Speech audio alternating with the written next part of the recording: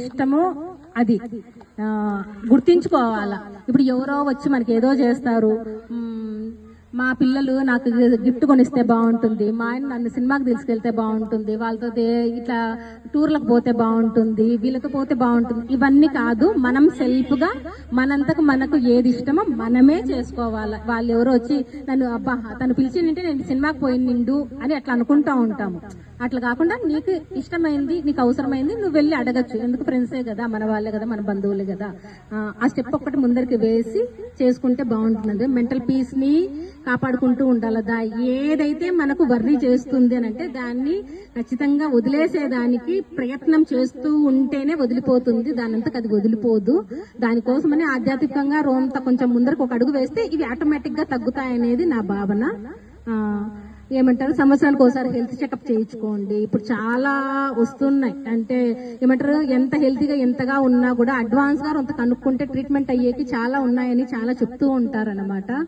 అట్లాంటి దాంట్లో క్యాన్సర్ అనేది ఒకటి. ఎంతగా ఉన్నా ఎంత చేసినా ఎవరికి ఎప్పుడు వస్తుందో అంటే ఇప్పుడు ఎంతో పర్సంటేజ్ ఉన్న వాళ్ళల్లో ఇప్పుడు ఎక్కువ ఉంది అని చెప్తూ ఉన్నారనమాట.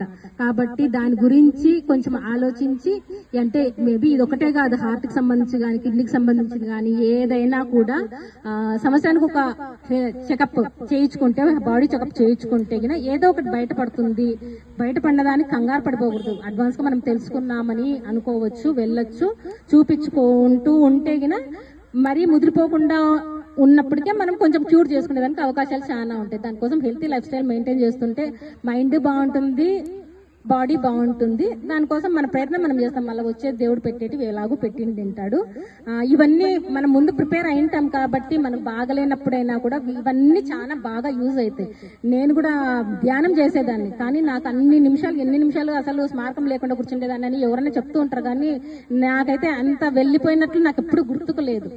కానీ చేయాలన్నారు, చేస్తున్నా, అంతే చేసేదాన్ని. కానీ నా కష్టకాలంలో నేను తొందరగా కష్టం నుంచి బయటకు వచ్చేదానికి, షార్ట్ పీరియడ్ లో బయటకు వచ్చేదానికి నాకు అది యూజ్ అయ్యింది అనమాట. ఆ యూజ్ అయినది నిజంగా మీకు అందరికీ కూడా యూజ్ అవుతుందని చెప్తున్నా. ఇప్పుడు ఏం నాకు కూర్చుంటే నాకేం తెలియట్లేదు, నువ్వు దానికి టైం ఇవ్వు అంతే. నువ్వు నీ మైండ్ ఎక్కడికన్నా పోనీ, ఏమన్నా చేయని, నువ్వు ఉండు. దానికి 15 minutes నేను ఇస్తున్నాను. నేను ఏం చెయ్యకూడదు కదా, ఆలోచన వచ్చింది, నేను ఇది అనుకోకూడదు కదా, ఎట్లనో గమ్మున కూర్చుండేది నేర్చుకోండి అంతే. గమ్మని అది వస్తుందో రాదో అవతల విషయము. అది కష్టకాలంలో అంత బాగా యూజ్ అవుతుందని, ఇంకా బాగా లెవెల్ పెరిగే కొద్దీ అట్లా బాగుంటుందంటే ఇంకెంత బాగుంటుందో అనిపిస్తుంది. కానీ నాకు కూడా అంతవరకు రాలేదు. కానీ ఈ కొంచానికి నేను చాలా ఫేస్ చేసి బాగుంది అంటే తొందరగా బయటకు వచ్చినాను అన్నది మాత్రం చెప్పగలను. కాబట్టి మీరందరూ కూడా ట్రై చేయండి. ఎవరి లెవెల్లో వాళ్ళు బాగా ముందరికి బాగా వెళ్ళండి, బాగుంటుంది.